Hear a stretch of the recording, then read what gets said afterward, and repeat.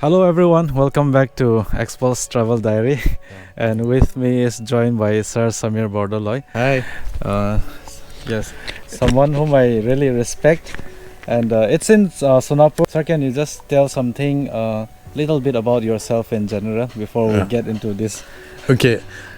See, I'm a farmer, and the practice of farming which I practice here in this hill is called compassionate farming, where we are trying to grow food both for human and animals together, and how we also coexist, and also think how we relate it to our day-to-day life, and how we live our life very sustainably with nature. So this is a food forest which we have created, and this is somewhere like it's a co-evolution of me also, from studying agriculture, growing up in the beautiful hills of Tawang in Arunachal in the Buddhist culture, and this whole growing with nature in Northeast India, and then somehow developing high-tech organic farm, and now landing up in a forest, staying in the forest, living a life where we are looking at how we can create a beautiful life where it is like self-sustained, and the most important thing is like how happy we are. So I feel so happy to be here,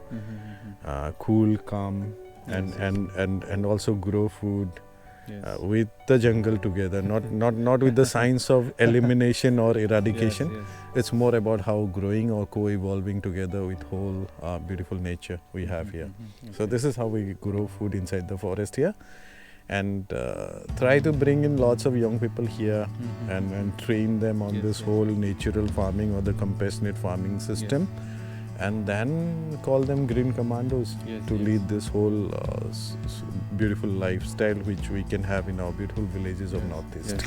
Around how many approximately green commandos are there, sir? Now from this center I have created 1585 green commandos spread all over the Northeast, and also now other part of the country. And see, the green commandos are actually social agripreneurs who think about one mantra of development which we have taken, which is like growing with our local strength.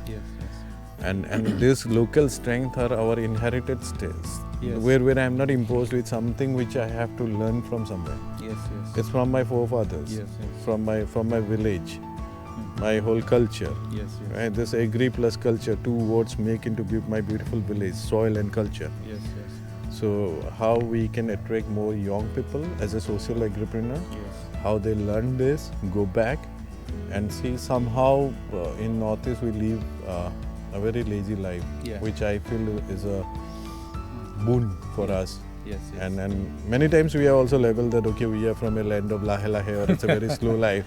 But I feel that is our USP, because now everywhere people wants to live with happiness and calmness. And this is what we get, and this will be happening when we live more closer to nature. So we have to think about how we co-create. It's not only the human being, right? It has to be like life with all the other creatures in this world.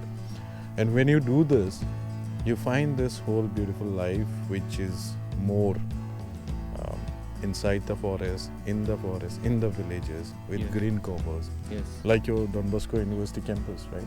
There's so much of greenness, and I saw people like your behavior is something which is coming out as a reflection of the place where you stay in, the habitat. If your habitat is very calm, quiet and green, you feel like you are also happy, you are calm, quiet, and you can tackle so many things. Otherwise, too much of concretization, too much of urbanization, too much of very fast life, it leads us to nature deficit syndrome, and the behavior changes.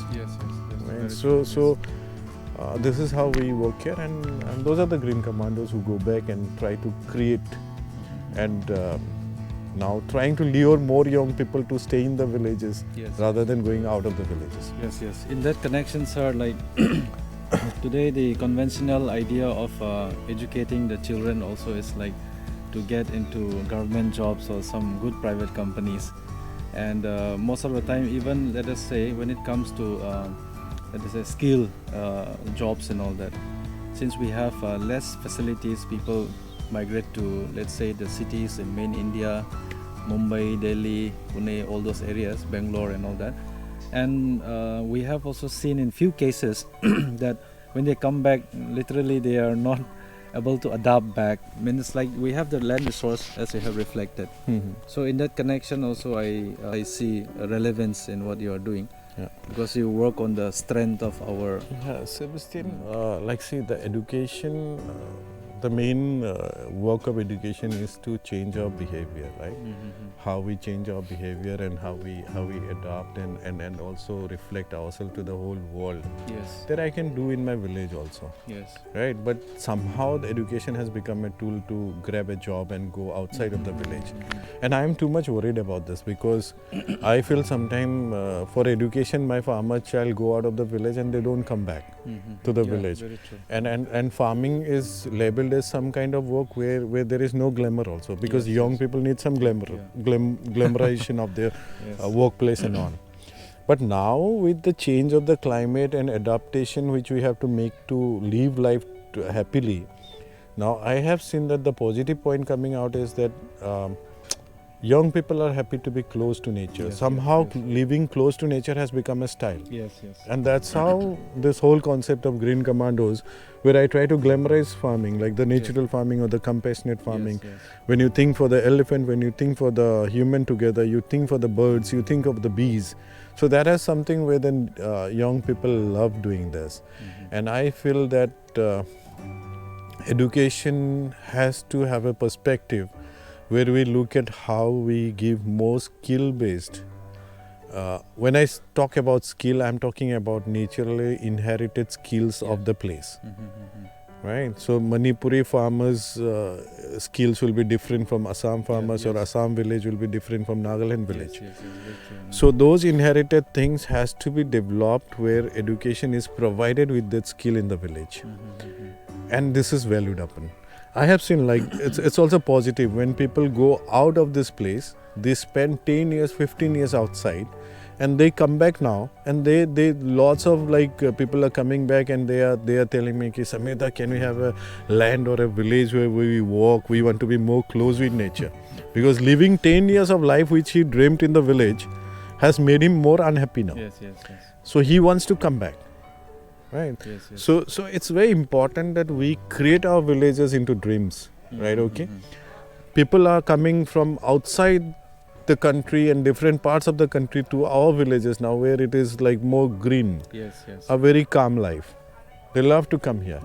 So that has to be glamorized, and I think mainly in the rural areas, education has to be something where they learn to speak English, they learn to do maths, they learn science with the activities they do.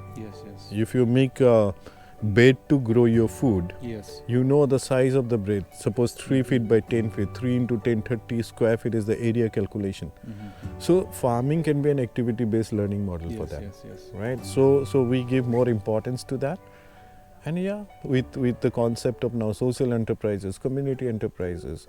So this is something, a glamorous job. And me and my Green Commandos are enjoying doing that.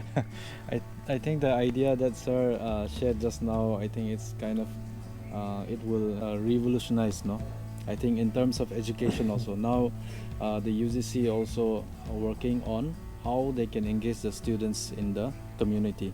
So some sort of course has come out. I think it will take it over. Now if we see in Europe and in US and all, their model of education also based on community-based learning also they have. That has to go through a process of unlearning and learning.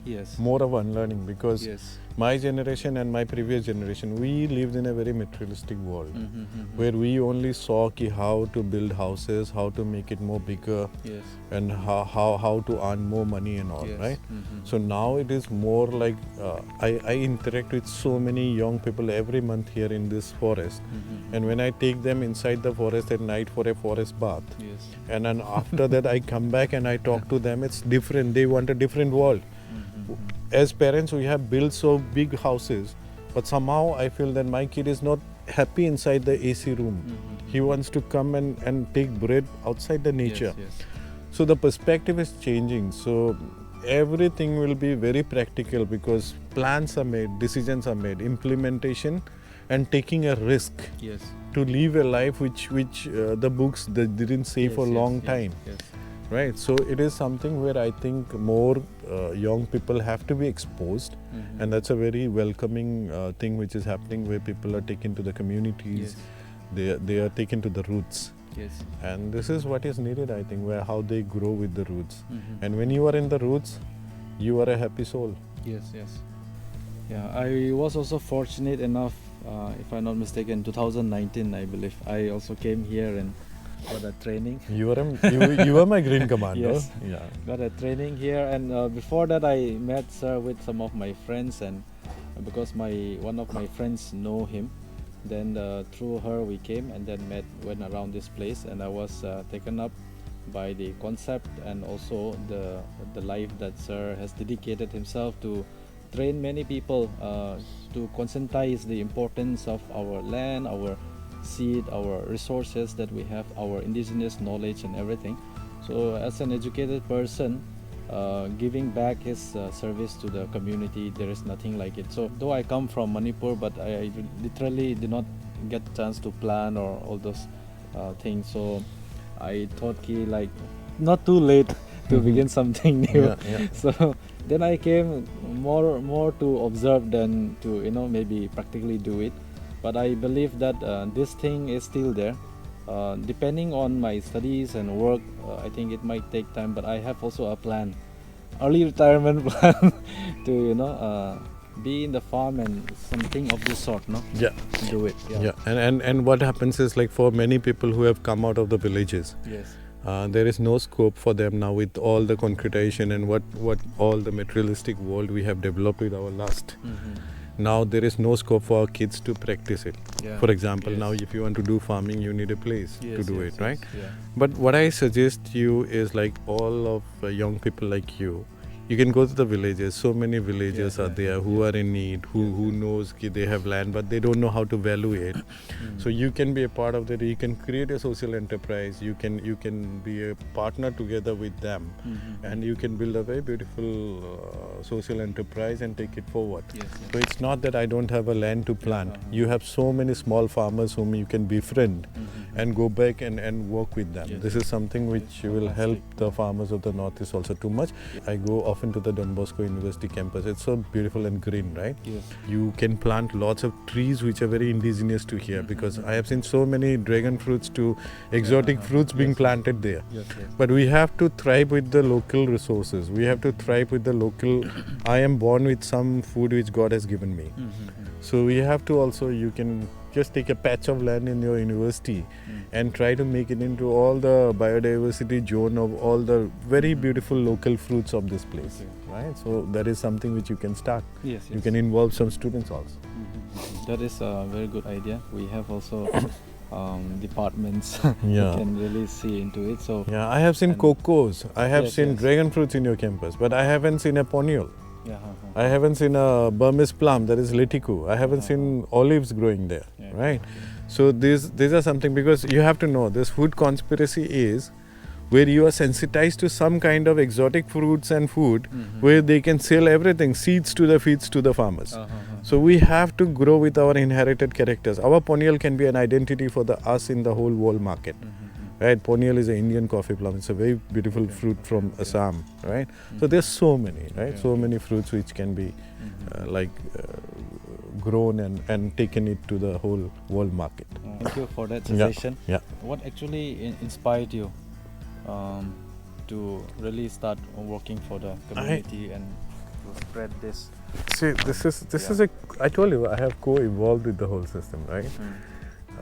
Unlike other kids, I was also like put into the university and studied agriculture. Then I didn't know that I will become a farmer or I studied agriculture because I have to complete a degree, because I got that and I was doing this. Up to third year, like, I was not so much attached to the subject and all. Third year,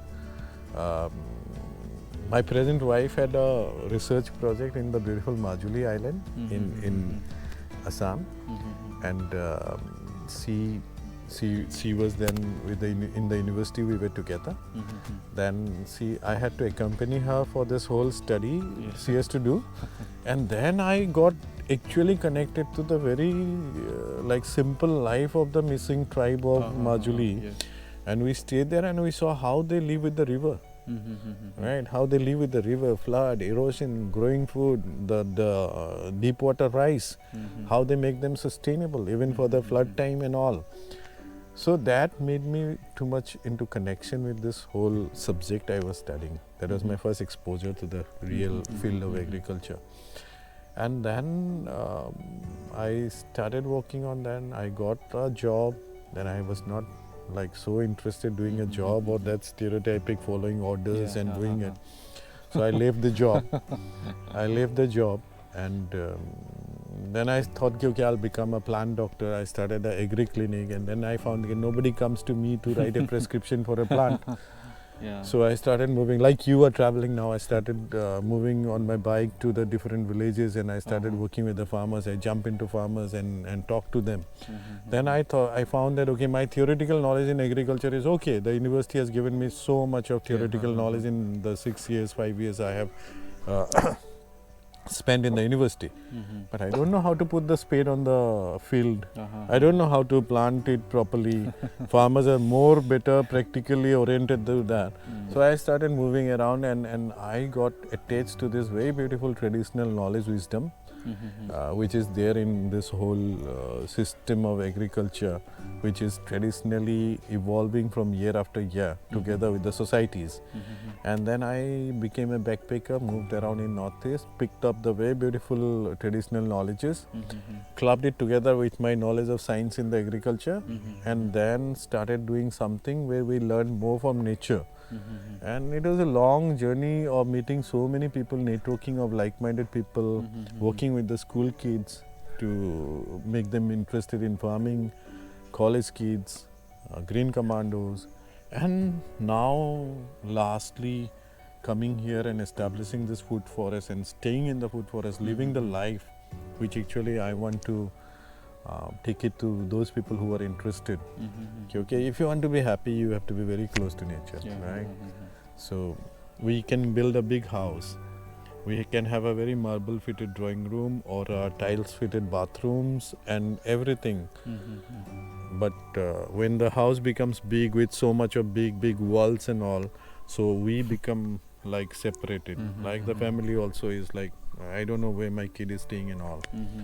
But if you want to make now here, if you come, it's like we are sitting in our dining hall. This is open space. I have a small room to go and sleep at night and come back, and this is more of nature. So this exists in our beautiful villages. So that's how it's all evolution, where I feel that, okay, farming is more possible if I have a very strict eye on my local scenes. If I don't use any input from outside, I learn from nature to like mimic it and grow my food together. I don't follow the art of destruction by killing an insect to just eat my food. Or rather I have to look at how I build the soil so that the plant can feed both the insect and me together, which is naturally happening in nature. So these are the things which has brought me to this stage of my life where I'm happy, living here calmly. People coming here, learning, people coming here, giving me so much of knowledge. Today in my farm I have a very big scientist of the climate mitigation cell of the whole world. He has come from Bonn in Germany. So yeah, I'm traveling with him to my villages now to just show him how we are doing some climate friendly farming and all. So world is getting connected from this small jungle I have created. I have created big farms. Amazing, I created big farms with like lots of cows and so much of labors and inputs. It didn't connect to me to the people in the world. But creating this small forest, I'm getting connected to all kind of people. So I think this is the way of life which we have to think ahead. In that connection, I have one notion also coming up. Those 1,000 green commandos that they have gone out, I think they are in a metaphorical sense, you can take them as a seed that you have sown. One day they will grow. One day they will grow, And then I think that network that you are talking about, I think that will grow much more. Yeah. You have caught me in the point. This making of Green Commandos is just sowing the seeds of these thoughts in their mindset. Yes, I don't want to build any, it's not an incubation center to build some entrepreneurs or something or agripreneurs or something. It is just sowing seeds of this whole nature-friendly way of life, which we can take. Now Green Commandos are mushrooming in government departments. Green Commandos are mushrooming in colleges. Right, like you. Right, so it's a spread. How we can spread this message. Yes. And how this is a place where see here I am not the teacher. Actually the biosphere is the teacher. We get connected. They learn it. They go and they act. Most important thing is they act. Yes. And it's not like a business. We don't want to create it like a business that. And today what is happening? Most of the incubation centers and everywhere you go now. Okay, you have an idea. What is the income generation, right? We don't create wealth and we talk about income. Yes. Right? First we have to create that. And then it's not Excel sheets or it's not a race of proving ourselves. It is proving that how happy I am. Yeah, that is the main That is thing. why I call it compassionate farming. Yes. I have created this food forest in last 5 years.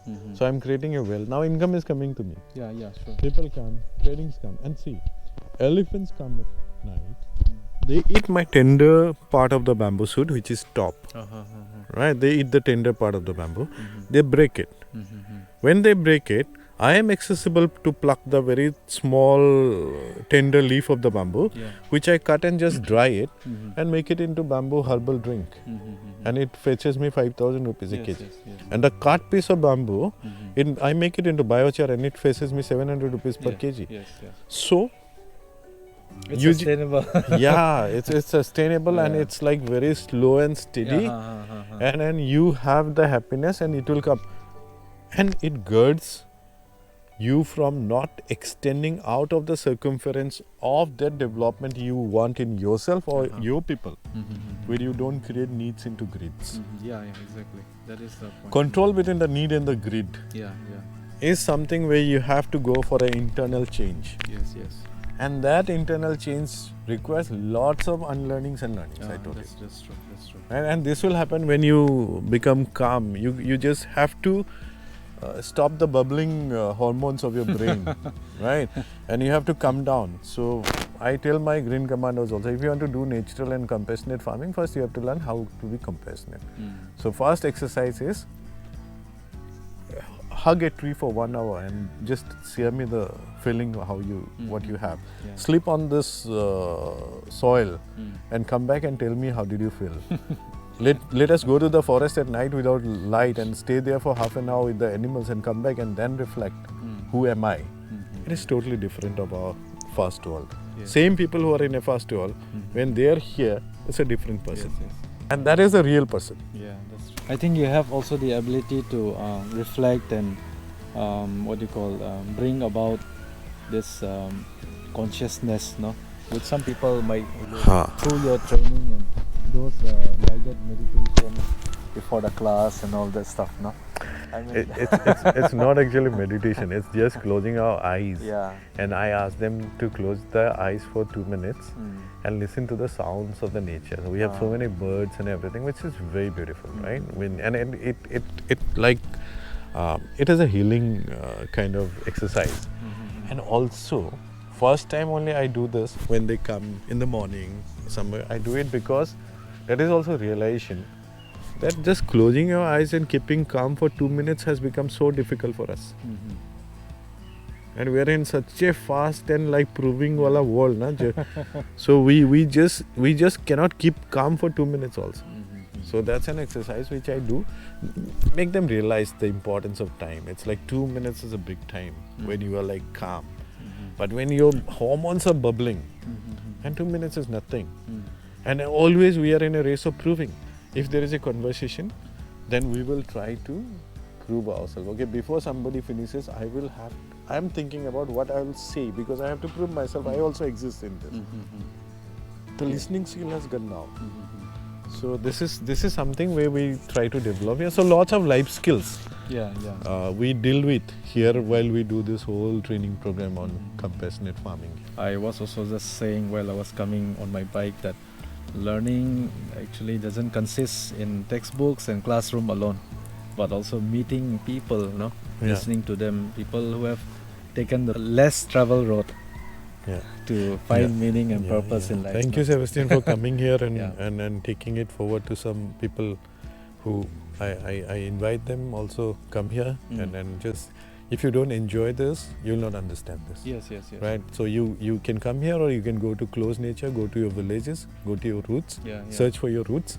You'll love there. And Yes. there exists our actual life where we Yes, are yes. happy. One more point also, like while traveling, me especially, and I also find people, even from Assam, people go to Shillong, I think not so much because of the sightseeing place, but also it's like going to the very raw nature.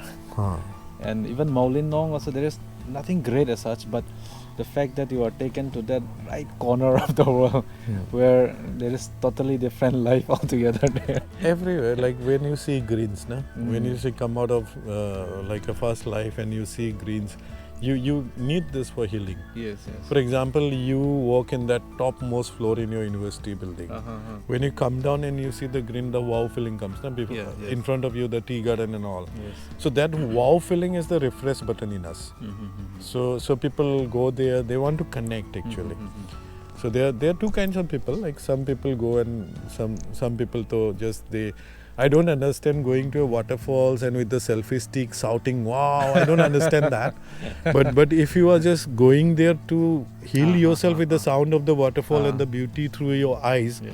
I think that is something where Yeah, you yeah. connect. So that connection is very much important, and responsible tourism is somewhat which is very important, because when you go inside those places, we have to think about that. We come here to heal, so we are not coming here to again make that place a hell. Yes, yes. Right? It's a healing place. It's not again making it hell, right? So this is something which is very important. We should understand. Yeah. Right? Thank you so much, sir. Yeah. For your Thank you. time. Thank Yeah. you, Sebastian.